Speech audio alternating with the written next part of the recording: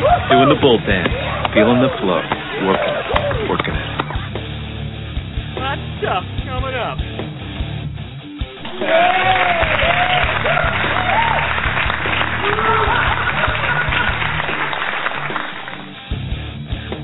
Are you sure this is legal? I don't know. It's fun though, isn't it? Why make trillions when we could make billions? Good evening, stock traders, and welcome to another edition of Stock Traders Talk Radio here on a beautiful Sunday night, January the 22nd, 2012. I am your host, STT. Joining me on tonight's program, I have Mr. Sifikia. Aloha, STT. Good to be here. How's it going there, sir? It's going good. I'm just enjoying my weekend and taking it easy. Okay. All righty. How was your hosting day last Thursday? It was a blast. It was an awesome interview. Thank God Serge covered for me and took up the entire hour so I didn't have to blow it any more than I did right out the gate there. Nice. Very, very nice. Also joining us on the program tonight is Mr. Cup. Hey, what's going on, gentlemen? How are you? I'm doing fine. The Giants aren't doing so well, though. But I'm doing fine. How are you? Good. I'm doing very good. Very good. Ready for an exciting show, as normal. Good to have you back. Also joining us, sorry. I looked to my left and he's gone already. I figured he'd say hey and then go. Mr. Hockey has his usual hockey tonight, so he was on 2 minutes ago, and now he's gone. So he'll join us tomorrow night. Now, our last show we did have a CEO interview. Tonight's show, we have a stock spotlight. Now, tonight's stock spotlight is MMTE, Mammoth Energy Group. And to talk about MMTE, we have a special guest in JKM. JKM, are you there? I am here. Good to be here. Thanks for having me. It's good to have you on to help us go through MMTE tonight. If you don't mind, can you just give us a little background on the company and get us started? Sure.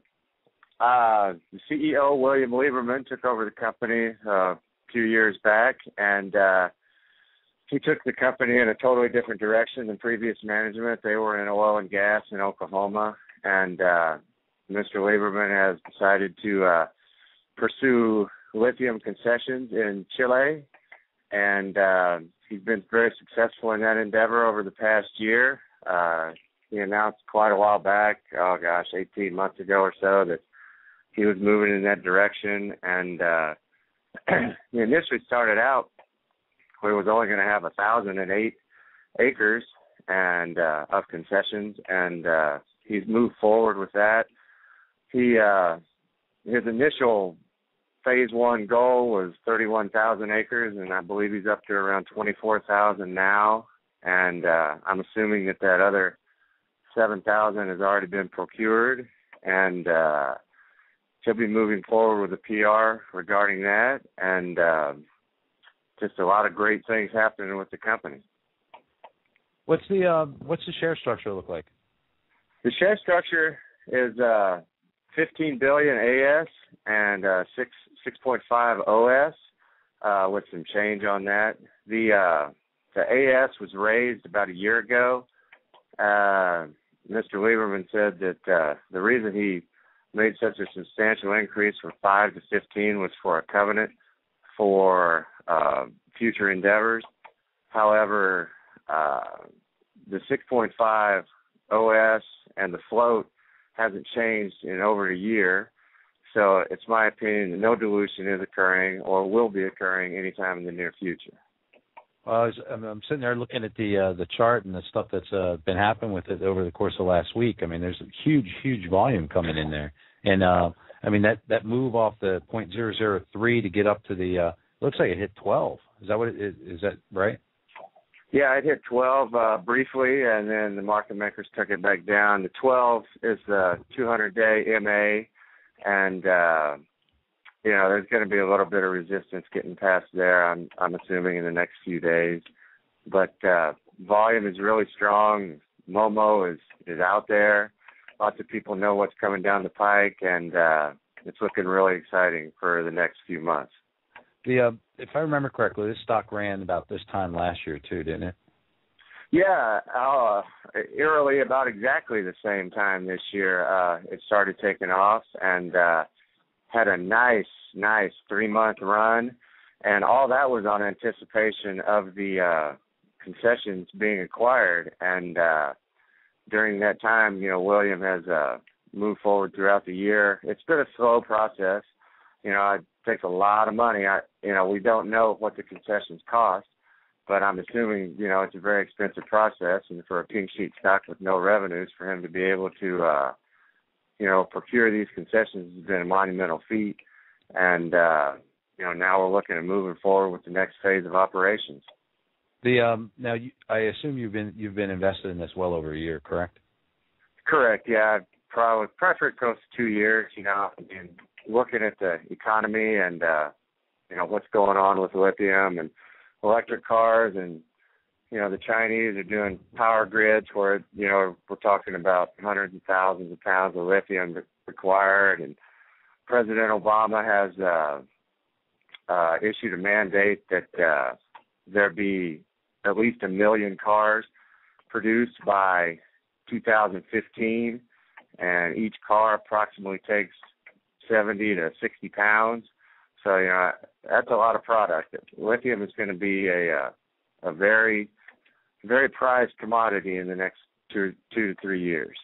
What was do you remember what the high was back when it ran last year? It ran clear up to either, I think it was 44 or 45, 0.0045 or 0.0044, something to that. That was just a one-day anomaly. The high several days was right around the 35, 37 range. So, very nice lift. And that was before William even had any of the concessions acquired. So it was all just based on, speculation. But this time, it's real.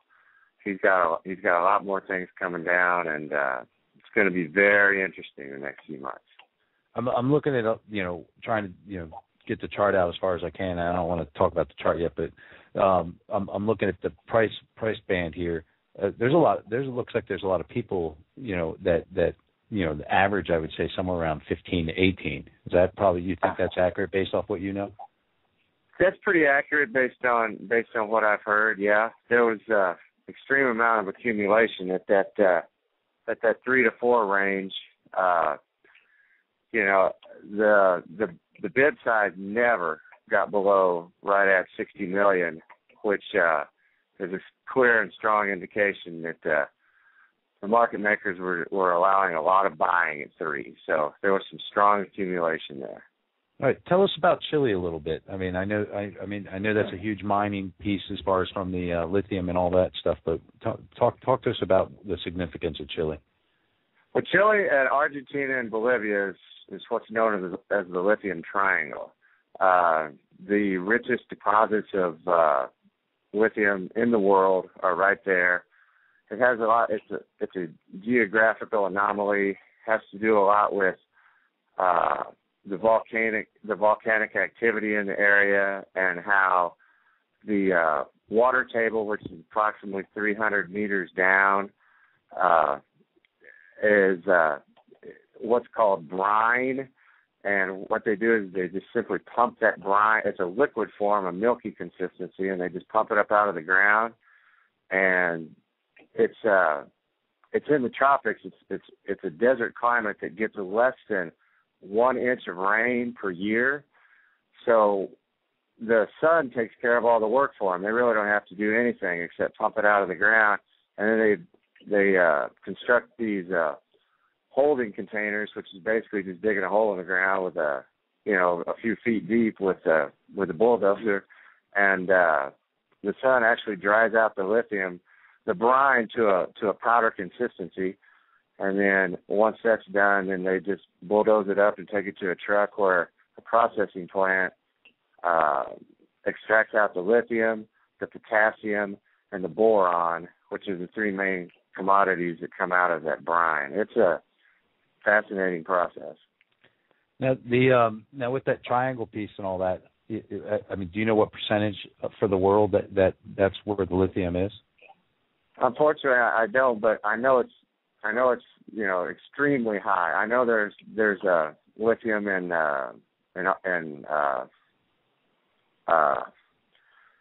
Australia and some in Canada, but again, the concentration. But this is where the majority is. Yeah, the concentration levels and the ease of manufacturing and processing of the product. A lot of those other places, the lithium is in a dirt form, which takes much more time, effort, and energy to process. With the brine, it's a very, very simple process. Okay, so how? Okay, I'm just trying to wrap my arms around this. All right, so William Lieberman is the CEO, right, of Mammoth Energy, and I remember that name way back when I can't remember what other mining company it was, but how he has his connection in Chile, evidently. How did he secure that, and how did that company get this foothold in Chile? That information hasn't been released yet, so nobody knows. But clearly, I don't think he's cold calling people in the Yellow Pages. I think clearly he has a connection.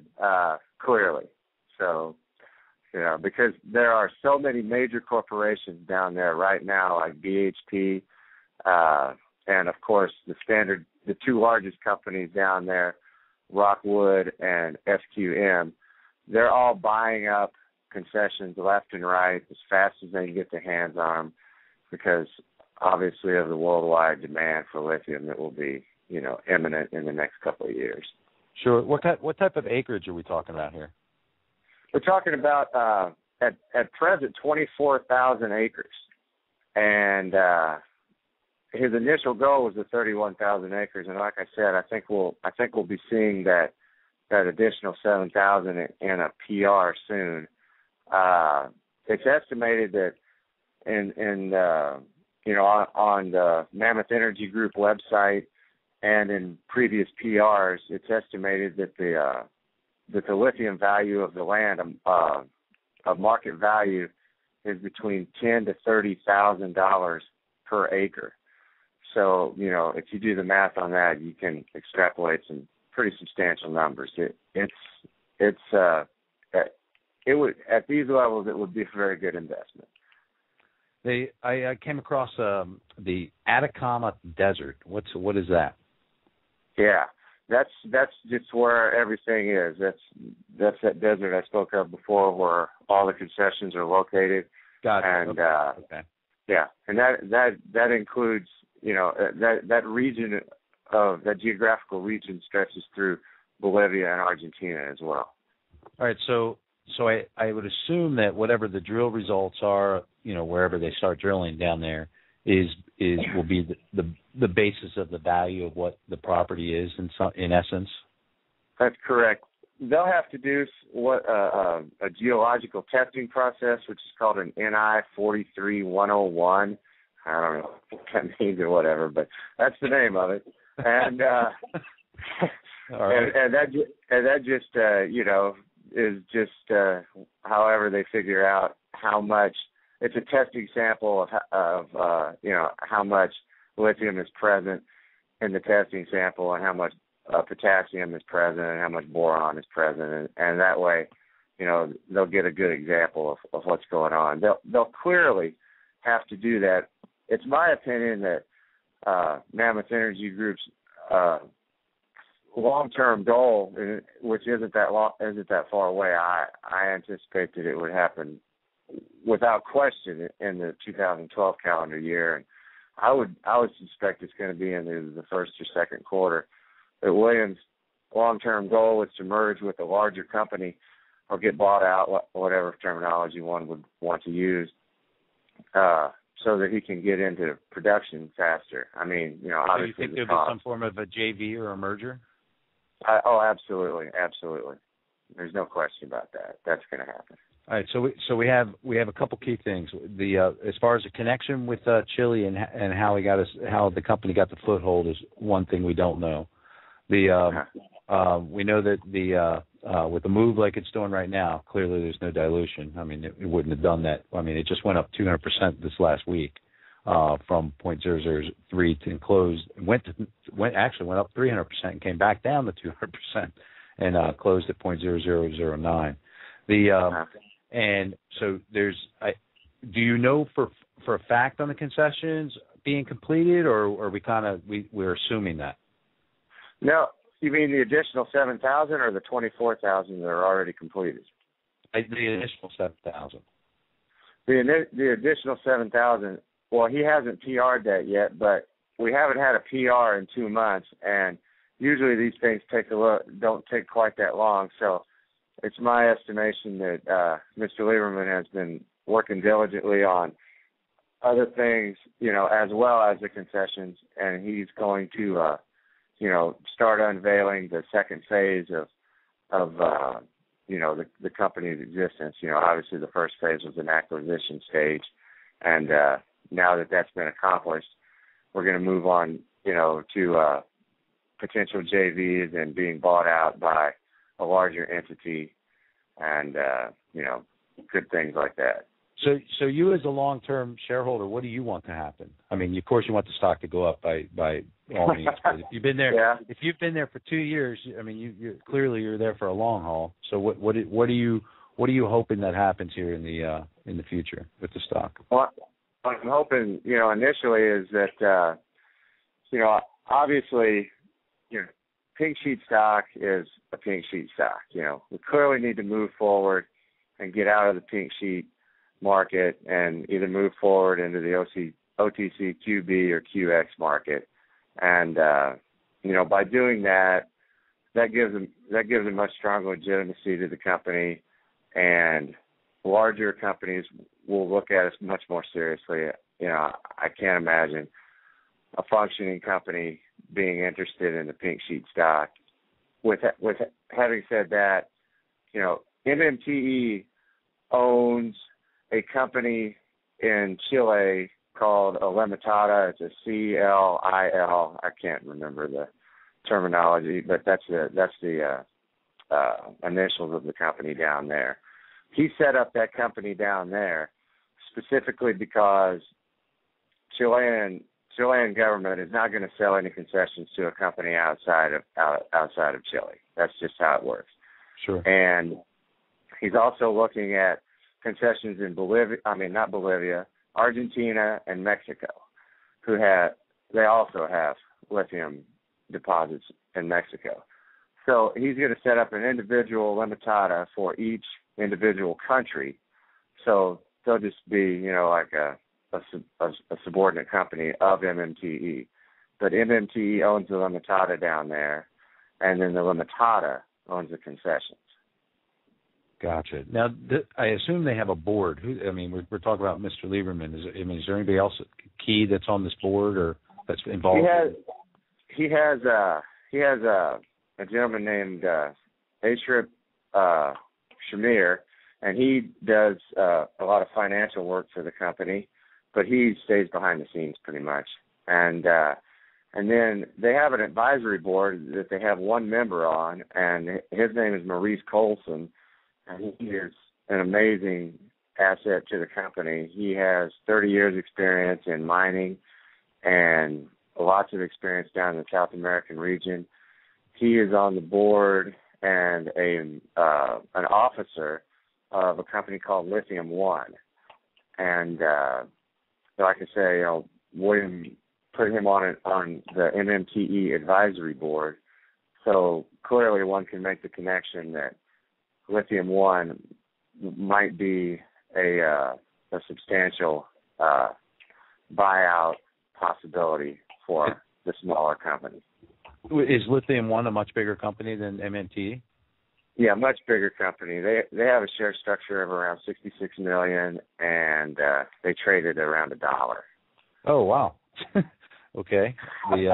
So there's some All right, that kind of changes things a little bit. So you have one company. Well, instead yeah. I mean, I'm sure there'd be a share adjustment, with MMTE. I'm sure they're not going to take on that kind of share structure, but nevertheless, you're talking about a very substantial increase in your investment at these levels. No, that makes perfect sense. Now, just out of curiosity, are you tracking Lithium One as well? Yeah. I watch them all the time. They've got a lot of things going on too. Their biggest thing is they're looking to be in production in late 2012, early 2013. Now, are they in Chile as well? They are in Chile and in Argentina. Okay. They kind of connecting a little bit of dots there, I assume, is what the. Yeah. If one looks at the concessions that they've acquired in Argentina, I believe the quote that was in the article was that something to the effect of they were touched by the hand of God or something, because they're so rich in lithium content. They're very, very, very nice concessions that company has. Gotcha. Okay. The guys, that's pretty much the questions I have. I mean, that gives me a good picture of where it goes or what we're looking at. If you had from a short term or longer term perspective, when we do the DD for the stocks that we do for the stock spotlight, we pretty much call the following day on whether it's a buy, sell, or hold. But if you had to sit there from your perspective, from a short term or a long term, which one are you? I'm definitely a long-term holder of MMTE. I mean, you can, the stock boards and everything, people are aware of what's coming on. This is not going to be a short-term play, some pump and dump thing. This is one of those rare instances where a pink sheet stock is going to become a legitimate company. You asked me earlier what my, long-term hopes were for the company. I was getting to it, but we got sidetracked to other things. But clearly, I think he's going to finish getting the concessions, and he's going to keep moving forward with more concessions. They're not going to end at 31,000. Clearly he has connections, and I think those connections are going to grow into a much more substantial acre count, if you will.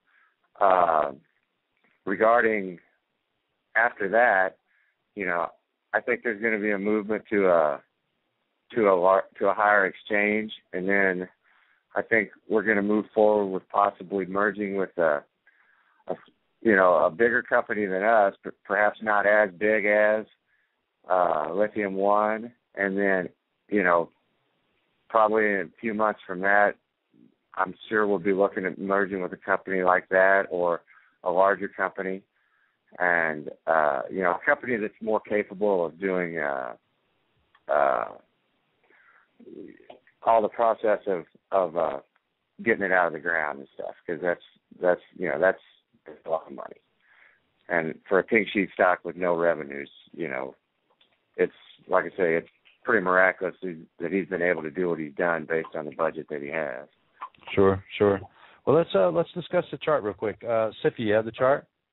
Yeah, I got the chart here. What's wrong? Yeah, I actually like the chart on Mammoth Energy Group, MMTE. I'm going to start with the weekly. And first thing that catches my eye on the weekly is that it's got back above that 20-day moving average. And it also is right there kissing that, that 200-day moving average on a weekly chart, looking farther out. And, you draw a nice little support line coming off back in before in 2009, and then let it run up across around December, end of 2010, going into 2011. You can see we've broken back up into that channel. And you got the top of the channel, you kind of got the 0.015 going on there, setting on that 0.013. And basically, I think if we can get above this 20, I don't see why I can't move up into that 1.5 based on a weekly chart. You got your slow stow around 33 is really oversold. You got your RSI moving up. It's over that 50. It's in at 53, almost 54. So you got some momentum. The PPO, it's coming up. It's curling through. It's crossed over. So if I come in and I look at a weekly chart on it, or I'm sorry, a daily chart, same thing. It's a lot of bullishness. I mean, definitely hit that 200-day moving average up there at that 0012 and found a little resistance. So, but it's got definitely in the power zone. I don't like that the RSI is up at 80.46. Not that it can't run overbought for quite a time, but I definitely would like to get this thing on a pullback before I got into it, or at least see it get up above that 200-day moving average on this daily chart and hold it for a couple sessions. Does the volume is the volume strange? I mean, it's definitely high volume. I mean, look at the JKM sat there and talked about the share structure is pretty bloated. That's not trading like a bloated stock. No, it moved. I mean, that's what is that? 135, 180. That's like 220 million. No, actually, like 260 million on that move to go 300%. That doesn't sound right. Well, let me jump in here, Cop. It's like I said earlier, the AS is basically the OS in this stock. There is no massive amount of stocks that people are going to have to burn through. All those others, as Mr. Lieberman has said on numerous occasions, are a covenant for future endeavors. So, really in actuality, although it's not, on paper that way, but in actuality, we're looking at a 6.5 AS. Gotcha. Okay. So it trades as such, and you have a lot of people in that 25 to 35 range. So I'm sure many probably averaged down and lowered the position. So you're probably looking more at the 17, 18. So I mean the 9 to 15 is probably the future channel, I guess, if you were going to sit there and guess. Those numbers seem reasonably accurate. Yes, I mean. Why the move? Well, I think William has always said that once we get through the initial stage of acquisition, then we're going to start moving forward with making it a more legitimate, more real company, a lot more transparency. I know we're going to be seeing some information coming out soon that shows people what the legitimacy of the company is, and those things. People have been asking for that information for quite some time, and according to Mr. Lieberman, all questions are going to be answered very shortly. How short? What's your anticipation of that? What are you thinking? What do you guys? What's the board saying out there? This week? It looks like it could be happening this week. The first of many PRs. Is the CEO? Are they approachable? Can you call them and all that stuff? Oh, absolutely. One of the most approachable, transparent companies I've ever been involved with on Pinks. I mean, you shoot the man an email, give him a call. He'll be more than happy to chat with you and answer any questions that you have. Clearly he's not going to answer questions like when's the next PR and what do you think the share price is going to be, silly things like that. But, company direction, company focus, where we're headed, what we're thinking, he's more than willing to share what's going on there. Very approachable guy, very good guy. Siffy, did you have anything else on the chart? Didn't mean to circumvent you there at all, but. Oh, no problem. Like I said, it's definitely got some strength. Without actually watching it trade, it's hard to say how this thing moved up. I mean, obviously it was high volume, but when you're trading at 002, get out the calculator. It's not a mountain of money. But with that being said, I don't want to take nothing away from it. It's definitely got a full breakout on the daily. I mean, just draw the lines. It broke out. You got that 20 getting ready to curl up through that 50 at 004, and it's definitely bullish, but I'd like to see some more confirmation before I went to work on it personally. Sure, makes sense. And that confirmation is going to be up to William, and like I said, that's going to be happening. What about your marker makers on the L2? I'm sure you're probably glued to that. What's that looking like? Oh, it's looking fine. It was very interesting, the fact that they bounced off of it never got below 3, but once it got off to 3.4, it went up to 3.5.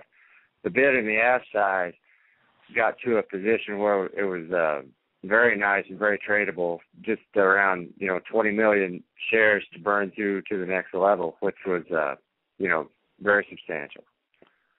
Was there was it your normal culprits, E-Trade, Scott Trade?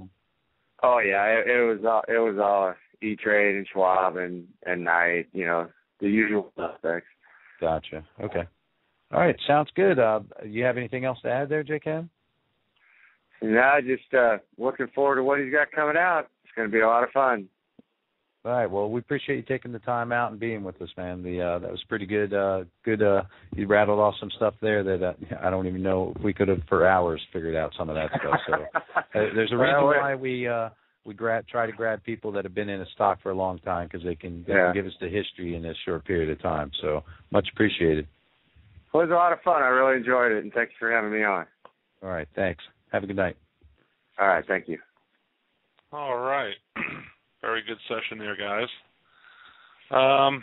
It is time for buy, sell, or hold. And since he just looked at the chart, I'm going to go to Sifikia first. Sifi, what you thinking there, pal? I'm going to go with that hold because it's bullish. I don't want to sell it, and I don't want to be hating on nobody's play when it's moving up this strong after it's had such a ugly downfall, and I definitely don't want to buy it until it's confirmed. So give me the hold.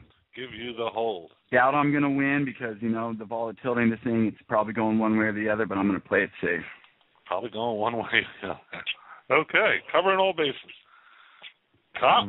This is a tough one. And you know what makes it tough is it popped to that 12 and came back on the 9. Mm-hmm. I mean, it would be a very easy buy if it would have popped down to the 8. But you're probably right on the hold thing right there. But because like he said, you're waiting for that next catapult. But it clearly the profit takers took their money, right? By looking at the tape from Friday.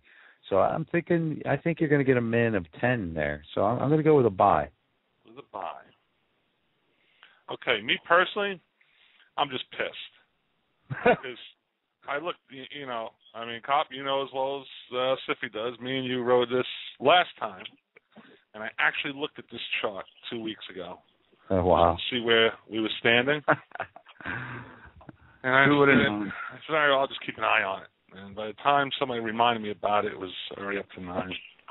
So I was a little ticked off. But anyway, that being said, I did happen to check the L2 on this Friday because somebody called me and asked me to check the L2 for them. And, this is one of those plays when you're in the subs, and we've talked about it before, you got that 6-7 range. Hard to break through that 6-7 range. Once you break through there, you look for that 9-10 break. And it seems like we're at that 9-10 break right now. I wish I looked at the L2 a little closer to see how much was traded at the 9. I mean, man. I remember talking about it and saying that was thin, though, right? Didn't I say it was thin? Yeah. Well, you can look at the candles and see that it was thin. This thing moved up quick and fast, but when it hit that 200, they definitely locked them in, somebody. Yeah, I see that. I didn't watch it close enough. Hold on one second. What did it open up on Friday? Anybody know? What opened? 7? 7. So we ran through the 9-10, but couldn't hold that run over the 10. Kissed that 200 to the dot one. The high was what, 13 or 12? 12.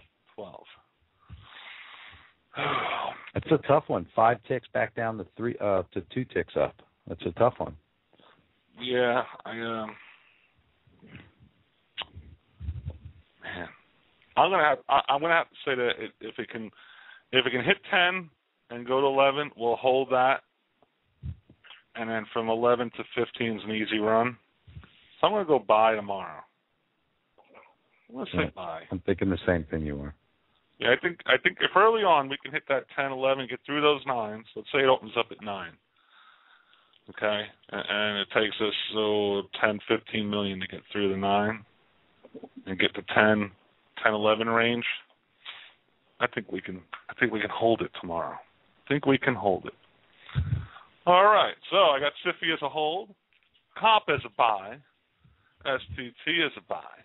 We'll see how we make out tomorrow when trading opens at 9:30. 9:30 tomorrow morning. Just a quick update on the San Francisco New York Giants football game. The score is 7-7. And for those of you that live on Pluto, New England beat the Ravens today, 23-20, on a missed field goal by the Ravens with seconds left in the game. Tough loss. Tough loss there. All right, we're going to take a little break in the radio show. We hope you're enjoying our new radio program, brand new tonight. That's right. You are listening to us, most of you are listening to us, from the homepage of StockTradersTalk.com. You can join us in our chat room, interact with the show. You're more than welcome. Tonight at 8 p.m., don't forget, Stock Traders Talk Poker Club. That's right. A bunch of traders sit around. We play poker. It's all free. It's free to join, free to play. Once again, I will put out this. We do not collect your emails. They are collected by PokerStars.com and not us. I have no access to them whatsoever. Looking for a strong day tomorrow for MMTE. Short commercial break, and we're going to be back with Surfing with Sifikia.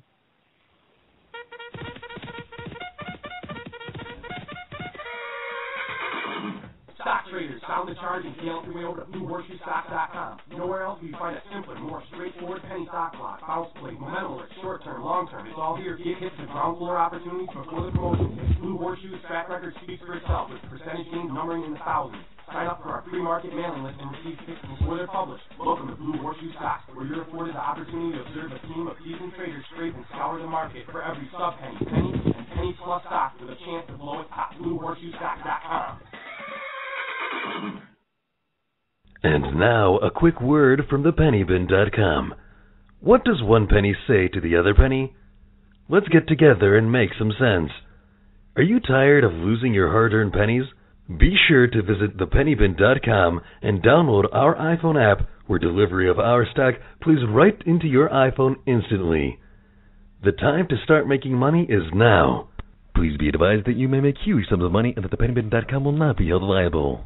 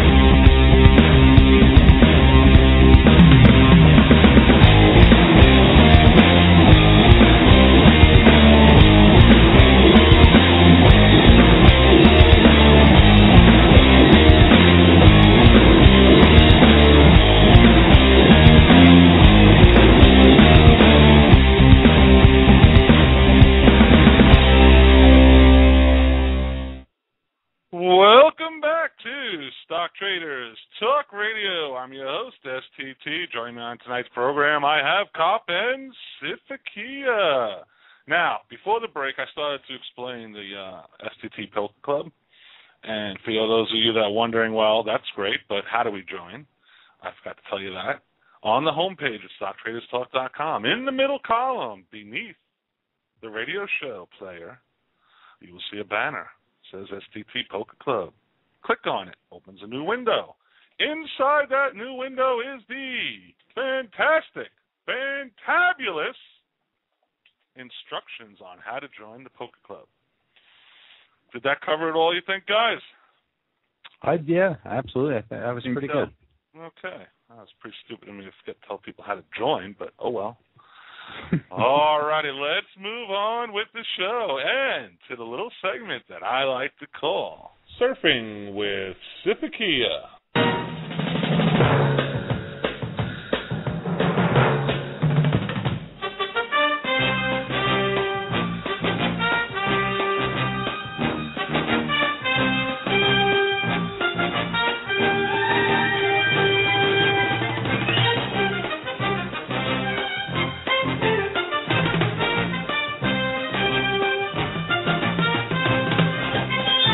And now here he is, Sifikia. All right. Love that song, man. Gets me psyched every time. So, again, we see the major indexes moving on up, logging our 4-day rally, posting weekly gains once again, and the bears are still scratching their heads. But I think we could be getting close here. But let's remember, guys, let's stick to those weekly charts, because I'll tell you right now, they're dominating the action. Put away your 5 minutes, your hour, your daily, get out your weekly, and look at the big picture, guys, all right? We got our Dow last at 12,720.48. Got that NASDAQ at 2786.70. The S&P 500 at 1350.38. Got your VIX at 1828. So we've broken below that 20, guys. So let's remember one thing about the VIX. When the VIX gets low, it's time to go. Just like when the VIX gets high, it's time to buy. All right, there's a little saying for you, one that I love. And I don't think it's low enough yet, guys. I mean, we see what happens, though. Pull out your money symbol VIX on your stockcharts.com and look at what it does when it gets around 15. So next time it gets there, get ready, because another saying for you tonight is buy the protection when you can and not when you have to. All right, so enough with my stupid sayings, and let's think about what's happening with the SPX. And I'm looking at the weekly, guys, and we're holding strong over that 50-day moving average down there at 1267.83, but we definitely got support at 1300. You saw the psychological resistance. How many times did we hit it? 3, 4, 5 times.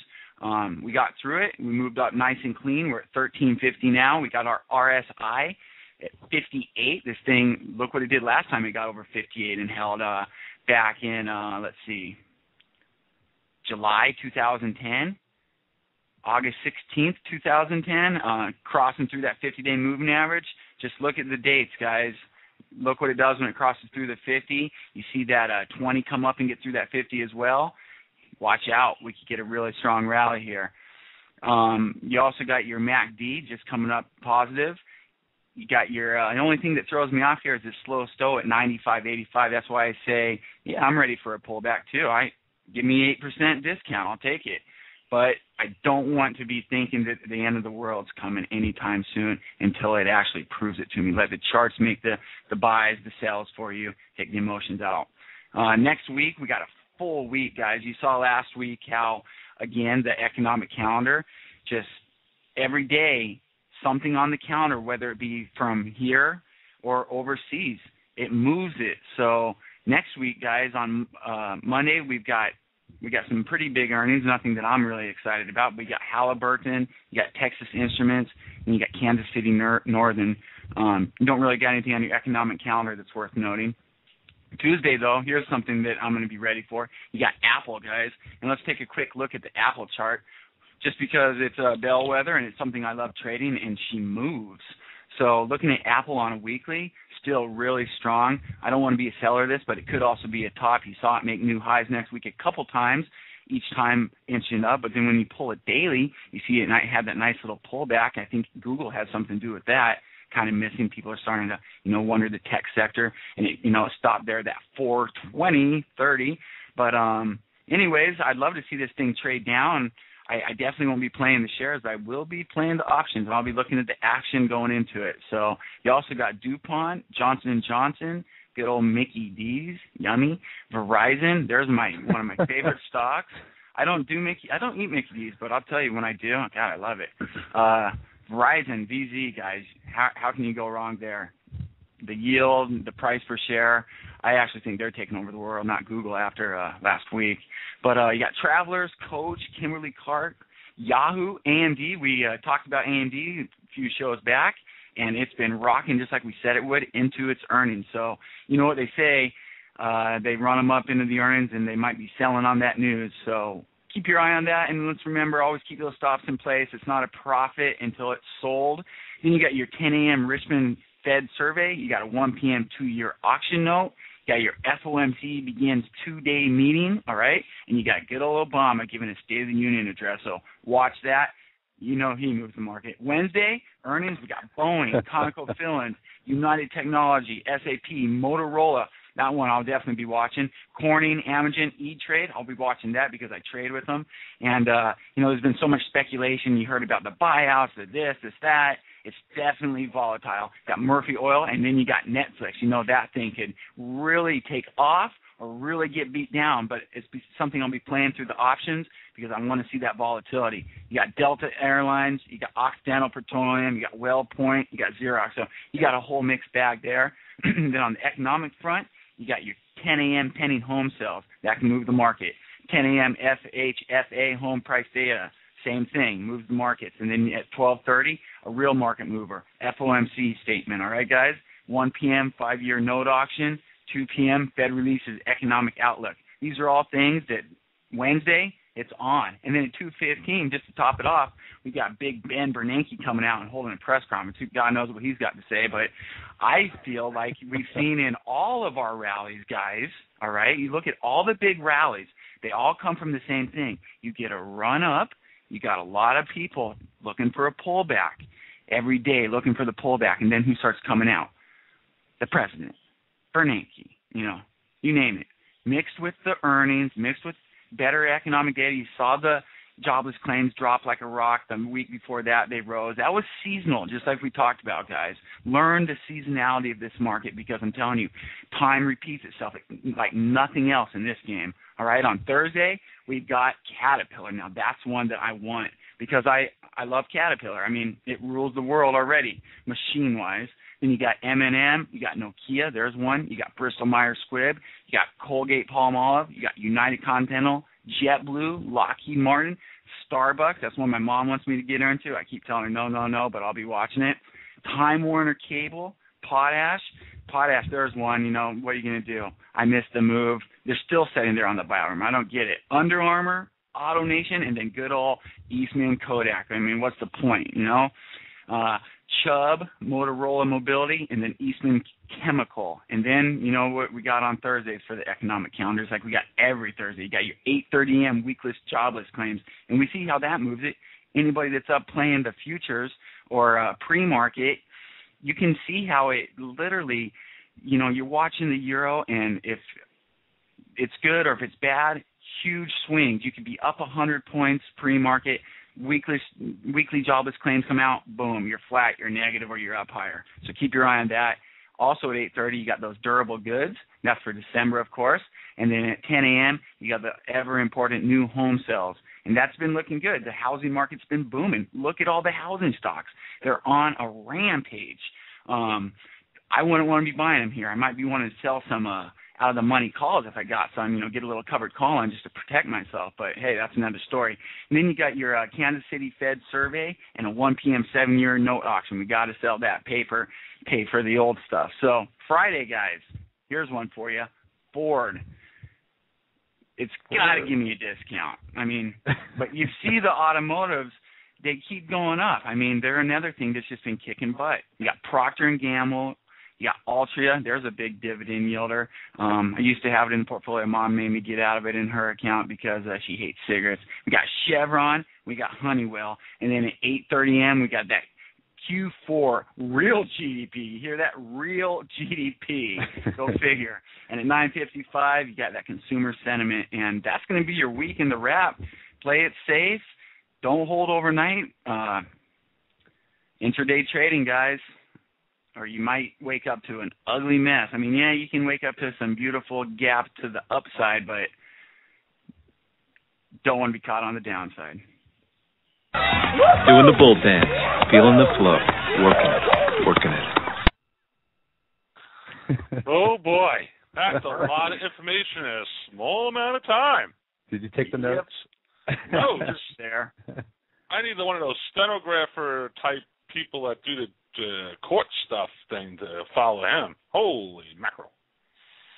Thank God we can replay it over and over and over. Siffy, well done, sir. Thanks, man. Good. That was good. That was really, really good. The one thing that's interesting with that whole piece is, the State of the Union is Tuesday night, right? And Bernanke's speaking as well. And what is all week long? Well, you actually got Obama on that gives the State of the Union on Tuesday, and then you got Bernanke backing him up, holding a press conference on Wednesday. And that's coming after the FOMC meeting or the statement. So he's going to come in and either smooth it over or bolster it up some more. But like I said, look back on the charts, look back at the old dates, and see what the market did, and see what your averages are on how these because you always get the knee-jerk reaction on these things. Oh yeah, so, and it's don't you find it all odd the way it's all working out that it's the this week coming up is the World Economic Forum in Davos, Switzerland, where all the powers that be will be arriving there to discuss everyone thinks the key things are going to be the Greece, Portugal, Italy, and Spain. I think there's going to be more of a focus on Hungary than anything else. I think all the countries are posturing a little bit. I read a thing on the Prime Minister of UK, Cameron, basically it will be in attendance with the other 40 heads of state. But guess who's joining them? Gordon Brown and Tony Blair, but are all three of them are going. So Goldman Sachs. Yeah, I mean the big, UK right now they want the exports, just like Obama went and talked. I guess it was what was it, Friday or Thursday. All about Disney and the fact that he wants to really promote tourism. He's got the whole thing with the State of the Union is going to be dedicated to the economy. I mean, imagine that it's an election year and we're in the fourth year of that, but that's a lot of different things happening with that, and the whole what would you call it, the cause for anti-globalization, if you will. But the hot topic is the Eurozone. I mean, there's no doubt about that. And everyone else is flowing around that, and I mean, China's doing a lot of the stuff that they're doing, and we're doing the same, the stuff we're doing, and Brits are doing the stuff they're doing, but it's all surrounding, a potential, catastrophic failure of some form, someplace, But I really think there's going to be a big focus on Hungary for sure. It's just amazing that all this stuff is happening in the exact same weeks. And I'm really interested to see what Merkel has to say too. I mean, that's going to be something very, very interesting from Germany's pivotal. They have a pivotal role in all of this, in my opinion, as everyone would expect. But over the last major meetings that they had, they always seem to come out with just some shocking news. And you remember when we went through those 300, 400 point swings day after day after day. They say a positive thing, then they say a negative thing, then it's a positive thing. It's like, oh my gosh, volatility coming your way, my friend. Yeah, but let's see it go down to. Let's see it come on down. I think it'll probably retest that 20, 21 level before it really decides to head down and test that 15. I mean, you look at the chart on it, that 15 level's money. You know what we need to do? We need to get, I know you're always positive and I'm on the doom and gloom side. The Dr. Doom, the Rubini. Rubini. Yeah, I mean that guy. Him versus Beauvais. Yeah, he's one of the few economists that actually picked the global crash. And I mean he was on it, but he's They've been saying a lot of different things here of late, so it'll just be very, very interesting in what all the pieces are going to play out over the course of the next 2 weeks. No doubt about it. Well, the funny thing about that, though, Cop, the way I look at it is if you were a perma bear, which you're not, I know you go long, but a lot of these guys, they don't realize, I hear them talking about, the higher the stock, and the more they're going to make when it crashes and this and that, and every time I hear that, I kind of scratch my head and think, what? Because it don't matter if it's 5 cents or $5,000. You're only going to make 100% if it goes zero. You know what I mean? So these guys that were short, like Rubini and stuff, yeah, they killed it on the way down. But if they never cover that, they got took out back because your downside on that short's infinity. right? It'll eat your whole account. Yeah. See, something we didn't mention, by the way, and I know we've been watching this throughout the day, is the Greece private creditors piece. You know how they kind of wanted to reach a deal before the Eurozone meeting. Yeah, that's not happening. Not happening. So that's another big piece that comes into play here. Supposedly they left a negotiating team back. I don't know what the hell that means, but I guess there's a negotiating team that's left back. I mean, what is that? I mean, are you in discussions or you're not? I mean, it's like, I mean, you know, I've seen so many different reports on they wanted them to take a 65% cut all the way to 70% cut. I mean, it's amazing stuff.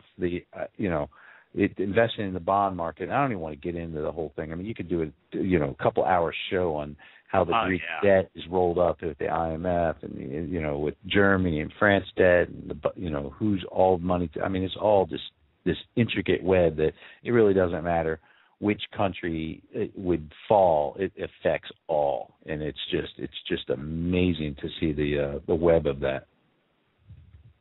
Crazy stuff. Oh, What stocks are you guys looking at this week? I am going to still keep an eye on SVMI from the interview from Thursday. That thing did some tremendous volume Friday, so that's something to keep an eye on for me.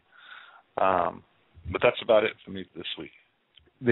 I saw something someplace. I don't know if it was an email or what, but somebody's sending us dyno valves. I can't wait. Put in our cars. I cannot so wait. That way we can, because we're on the radio to be test. I guess lab rats for the dyno valve for on radio, which is if that saves me money, can you consider a valve as compensation? How's that work? I don't know, but I want to be a distributor. Or is that like a gift? I mean, what would a dyno? Watch out, Costco! Here I come. I mean. Yes. God. SEC, I was given a dyno valve. Dyno valve. and basically it increased my miles per gallon from 18 to 22, and that's where I'm at. I don't know how you get that back. We'll figure your cost savings throughout the year now. Exactly. I'll bet you with my favorite vehicle of all times is I've had a lot of cars, but I love the Expedition. I just love that car. And I've had one for many years. I've had like 4 of them, and but they don't get good gas mileage. It averages between that 14 on a weird day and to maybe 17. So I'm actually looking forward to it. Okay, guys, good job tonight. Let's just go through a few things just so everybody knows. We made some major updates to the radio show, and are now hosting it on our homepage at StockTradersTalk.com. If you want to interact with the show, just click on the STT chat button, and basically at 8 o'clock or during the week and 7 o'clock on Sundays, all you got to do is click the play button, and you'll hear us live right on the homepage there. I will not be opening up the Blog Talk chat room after tonight's show. So if you want to interact with the show, we appreciate all the support. Please do it at StockTradersTalk.com. With that being said, fellas, good show. 2, count them, 2, Tuesday and Thursday, exclusive CEO interviews coming up here at Stock Traders Talk Radio. Nice. Gentlemen, we look forward to the week ahead. Hopefully everybody's green, everybody's having a good time. We got poker in 3 minutes. That's correct, 3 minutes poker. For us here, to you there. Wishing you the best in the market tomorrow and all week. We will be back tomorrow night, 8 p.m. Eastern Standard Time. Back, STT Radio, and we're out. Aloha. Thank you for listening to Stock Traders Talk Radio. All views and topics talked about on Stock Traders Talk Radio is solely for entertainment purposes. We are not professional financial advisors and always recommend you seek the advice of a professional financial advisor. Never invest in any stock featured on our show unless you can afford to lose your entire investment. The information contained on our show is based on sources which we believe to be reliable, but is not guaranteed by us as being accurate, and might not be a complete statement or summary of the available data. Stock Traders Talk Radio advises that the investments in companies profiled are commonly considered to be high risk, and use of the information provided is at the investor's sole risk. Thank you for listening to Stock Traders Talk Radio.